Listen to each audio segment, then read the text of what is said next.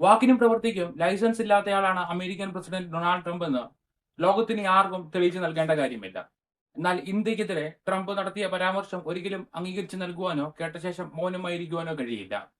ഇന്ത്യയെ നരകക്കുഴിയോട് സാമ്യപ്പെടുത്തുകയും ഇന്ത്യക്കാർ അമേരിക്കയിൽ ചെന്ന് കുഞ്ഞുങ്ങളെ പ്രസവിച്ച് തള്ളുകയുമാണ്, അതിനുശേഷം കുടുംബത്തെ മുഴുവനും അവിടേക്ക് കൊണ്ടുചെല്ലുമെന്നുള്ള റേഡിയോ അവതാരകൻ മൈക്കിൾ സാവേജിന്റെ പരാമർശമാണ് ട്രംപ് പങ്കുവച്ചത്.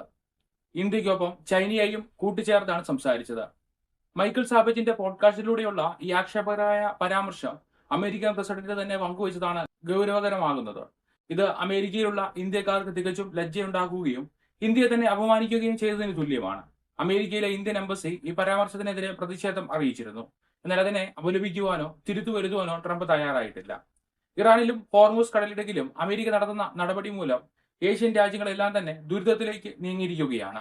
കിഴക്കൻ ഏഷ്യൻ രാജ്യങ്ങളെല്ലാം തന്നെ വലിയ തോതിലുള്ള ഇന്ധന ഊർജ്ജ പ്രതിസന്ധിയിലൂടെയാണ് കടന്നുപോകുന്നത്. ഇറാനിൽ അനാവശ്യമായി US നടത്തിയ ആക്രമണം മൂലം പശ്ചിമേഷ്യ മുഴുവനും സംഘർഷഭരിതമായി. സ്വസ്ഥമായി ജീവിച്ചിരുന്ന ഗൾഫ് രാജ്യങ്ങൾ ഉൾപ്പെടെ മിസൈൽ ആക്രമണങ്ങൾക്ക് ഇരയായി. ഹോർമൂസ് കടലിടുക്ക് ഇറാൻ തടയുന്നതിന് പുറമെ USഉം അവിടെ നിയന്ത്രണം ഏർപ്പെടുത്തി. ട്രംപിന്റെ വിചിത്രമായ നീക്കങ്ങൾക്ക് ഓരോ ജനങ്ങളും വില നൽകേണ്ടി വരുന്ന സ്ഥിതിയിലാണ് ഇപ്പോൾ ഉള്ളത്. ട്രംപ് ഇന്ത്യക്കെതിരെ നടത്തിയ പരാമർശം ഗൗരവമുള്ളതായി പരിഗണിക്കേണ്ട ആവശ്യം പ്രതിപക്ഷ രാഷ്ട്രീയ കക്ഷികൾ ഉൾപ്പെടെ ഉന്നയിച്ച് കഴിഞ്ഞു.